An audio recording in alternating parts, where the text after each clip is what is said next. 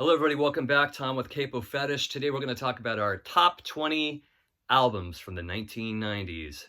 And we're going to do this 90s style with compact discs because that's how we listened to them in the 90s. There were barely records available at that point. By about 89, 90, I couldn't even find a record at the record store. It was all CDs at that point. And that's how I bought these albums. That's how we listened to them, was on compact disc. So without further ado, let's count it off. Number 20 for me is 1990's Heaven or Las Vegas by the Cocteau Twins. This is coming off the heels of the previous album Bluebell Knoll from 1988, which is probably my favorite Cocteau Twins album. This one is close behind it, but the title track, Heaven or Las Vegas, is one of the most mind-blowing, incredible songs you'll ever hear if you've never heard it. Elizabeth Fraser is one of the most, she's like an anomaly, the lead singer. Her lyrics make no sense. It's all about emotion and feeling and just making up sounds and words. That's the whole thing with the Cocteau Twins. You don't really know what she's talking about, but it's all about feeling and vibe. But Heaven or Las Vegas just sounds like it's from another galaxy. It's such an amazing track. There's amazing other tracks on here too, like, let's see, Cherry Colored Funk, the first track, is really amazing. And like with a lot of their albums, you just have to listen to them all the way through. That's the way to listen to the Cocteau Twins, not track here and a track there. It's really an album band, and it's all about a vibe. So this is coming in at number 20 for me, the Cocteau Twins, Heaven or Las Vegas from 1990. Coming in at number 19 is Elliot Smith's XO record. I think this is the album that followed Either Or, which is a great album as well. I think I like this one just a tad bit more. There is really not a bad cut on here. It starts off with Sweet Adeline. Great track. Waltz number 2 is amazing. The last track with the backup vocals and the harmonies, I didn't understand. It's just chock full of just amazing songs, some dark, some sweet. Great harmonies throughout, great songwriting. Elliot Smith XO from 1998 coming in on my list at number 19. Coming in at number 18 is the Jayhawks' Tomorrow the Green Grass. I first discovered the Jayhawks when they were opening for Matthew Sweet somewhere back in the early 90s, mid-90s at the Ventura Theater in California. And I was really blown away. I thought they were an amazing band. And I ended up buying this album. The album starts off with a song called Blue, which is so good. But my absolute favorite track on this album is a song called Nothing Left to Borrow. I wish I had written that song. That song is just the hook, the melody, the harmonies. It's just a melody. The guitar lick, incredible stuff. Incredible album. The Jayhawks, Tomorrow the Green Grass from 1995. Coming in at number 18 for me on my favorite albums from the 90s. Coming at number 17 is my favorite Neil Young album from the 1990s, Sleeps with Angels from 1994. This is really pretty strong throughout. The only song I don't dig is Piece of Crap, which it indeed is a piece of crap, the song.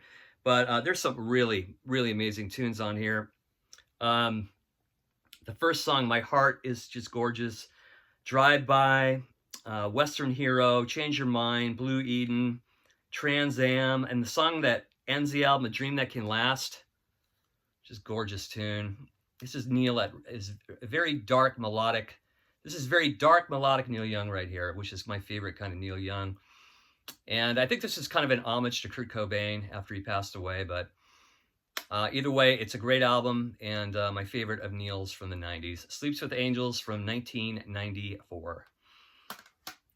Coming in at 16 is a really underrated record. I don't think this record really received much attention or critical acclaim or anything, but I think it's just absolutely fabulous. It's Del Amitri's Some Other Suckers Parade. This has just some amazing songwriting throughout. There's a lead-off track on this album called Not Where It's At, which should have been a huge hit. Just a great melodic, hook-filled power pop song. And the whole first half of this album is just flawless. Some Other Suckers Parade, the title track, Won't Make It Better, What I Think She Sees, Medicine, High Times, Mother Nature's Writing. And the rest of the album is kind of decent, but the first half is super strong. You know, if you broke it into side 1 and side 2, side 1 is very strong on this album. I highly recommend this album if you haven't heard it. It's very underrated. No one really talks about it. Delamitre's Some Other Suckers Parade from 1997, coming in at number 16. Coming in at number 15 is, in my opinion, the last great XTC record, Nonsuch. This is just chock full of great songs. The Ballad of Peter Pumpkinhead was the lead-off track and kind of the single, but there are some gems throughout. Some of my favorites on here. My absolute favorite on here is a song called, it's buried deep within the album, called Then She Appeared. It's like a lost Lennon and McCartney song. I mean, it could have been on, like, I don't know, maybe a 1967 or 68 Beatles album. It's that strong. I think it's one of my favorite XTC songs too. Then She Appeared. Omnibus is amazing, chock full of just amazing melodic hooks. And Crocodile Rocks, that's a great song, Crocodile. Books Are Burning, The Smartest Monkeys. You know, there's a few songs I don't like, but I'd say 3/4 of this album is just great songs by Andy Partridge and Colin Moulding. And I think if they had ended their career with this would have been a great ending. I never really cared for their last two albums, Apple Venus. And I'm a huge XTC fan, but I didn't really like those two albums. But this, to me, was their last great album. Nonsuch from 1992 from XTC, coming in at number 15. Coming in at number 14 is the debut album from Paul Westerberg from The Replacements. 14 songs, very, very strong album. Got a little bit of airplay when it came out. I saw him live at the El Rey Theater, I believe, either when this came out or his second album came out. I can't remember, but this album just rocks. It has some great songs. Knockin' on Mine leads it off. Great kind of Replacements rocker. Some great ballads throughout. First Glimmer, World Class Fad, Runaway. Some really great kind of, kind of tender ballads like, what is that one tune here? Even Here We Are. Great song. Yeah, this is a very strong album. I never really liked anything after this that he put out, but this is a great debut from Paul Westerberg. 14 songs from 1993, coming in at number 14 on my list. Coming in at number 13 is just a great power pop classic from 1992, the Lemonheads, It's a Shame About Ray. A lot of great songs on here. It's probably most well known for the cover of Mrs. Robinson. But there are just a plethora of great tunes. Pardon me while I put the glasses back on here again. Rocket Stroll, Confetti, the title track, It's a Shame About Ray. My Drug Buddy, I think with Julianne Hatfield singing on that. Just really strong throughout. Great power pop record. They had a couple of other great ones after this. I really like Car Button Cloth. That was a few years after this, quite a few years after this. But It's a Shame About Ray by the Lemonheads, coming in at number 13 from 1992. Then we have another really underrated record that not a lot of people know about. The drummer for The Replacements, I think I mentioned this in a previous video, the drummer for The Replacements, Chris Mars, put out a stellar record back in 1992 called Horseshoes and Hand Grenades. Just probably my favorite post-Replacements album by all the members. I like it even better than anything Westerberg put out. Just a real surprise release, chock full of just great power pop, but also really cool ballads like Get Out of My Life. Popular Creeps got a little bit of airplay. That's a great rocker. But if you've never heard this record, you will put this on and it will just suck you right in. It is just chock full of just hooks galore. Horseshoes and Hand Grenades by Chris Mars from 1992. I don't know if it's still available. I'm sure you could find it in a cutout bin somewhere, though. But great record. I played this thing to death back in the day. That's coming in at number 12. Coming in at number 11 is a fantastic record by the group The Sundays, Reading, Writing, and Arithmetic. Great vocals by lead singer Harriet Wheeler. I saw this band too at the Ventura Theater back in 1994. Just a mesmerizing performance, flawless, kind of Smiths influenced, kind of acoustic, kind of clean guitars. Here's Where the Story Ends was the hit on this album. But some of my absolute favorites on here are You're Not the Only One I Know. Gorgeous song, great melody. Another one called My Finest Hour, the second to last song on this record. Just amazing. It's really a flawless record. I mean, all the way through, you can listen to this and just be surprised by the melodies, the hooks, and it's just the great songwriting. And Harriet Wheeler's just gorgeous voice. So this is coming in at number 11 for me, The Sundays, Reading, Writing, and Arithmetic from 1990. Coming in at number 10, now we're down to the top 10 here. Top 10 of the 1990s for me. The debut from Fountains of Wayne. This is a classic album. I think this is better than anything they put out after. Just chock full of great power pop. The song Radiation Vibe kicks it off. That was the song that was being played on the radio. But there's just tons of great songs. Sink to the Bottom, Joe Ray, She's Got a Problem, Survival Car. Sick Day is a great, great song about not wanting to work, the 8 to 5 schedule. And then you've got Leave the Biker, You Cursed Girls. And then Please Don't Rock Me Tonight. And then it ends with Everything's Ruined, a great ballad. This is a perfect record. This came out in 1996. Highly recommended if you haven't heard it. Just fantastic. Saw these guys too live at the Roxy when this album came out. So this is coming in at number 10, Fountains of Wayne's debut, self-titled. Coming in at number 9 is another real unknown gem that you must listen to if you've never heard this. It's kind of mid-60s Kinks inspired, kind of British folk pop. It's a group called the Harvest Ministers. And my brother gave this to me. He was getting rid of some CDs that he received from somebody. But this album truly is one of the great lost albums of the 1990s, in my opinion. It is so good. I don't know the band members' names offhand. The album's called A Feeling Mission. But it just starts off with an amazing song called That Won't Wash, I Have a Mind. They have this female backup singer in here that sings with the main guy. It just adds so much texture to the songs. Every song sounds different. Just chock full of hooks. Very folk, British rock, kind of folk pop. It's more pop, not rock. But every tune is amazing. So if you ever come across this in a used bin, please pick it up. It's just fantastic. It's one of the great unknown albums of the 1990s. The Harvest Ministers, the album's called A Feeling Mission. I think they put out one more record after this, and a friend of mine heard it, said it wasn't that great, but this is a 5-star record right here. And this is coming in for me at number 9. This is from 1995. The Harvest Ministers, A Feeling Mission.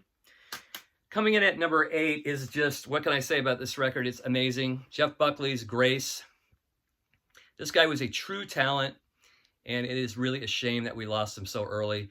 The son of folk pioneer Tim Buckley from the 1960s. And I actually liked Jeff Buckley's album better than anything Tim Buckley put out, even though I do like the Happy Sad record by Tim Buckley. This album's a masterpiece. It's just fantastic. His vocals can be angelic. He can do it all. He's like an opera singer. The songwriting is phenomenal. The atmosphere is phenomenal. The mojo, I gotta go over a few of these songs with you. They're just so amazing.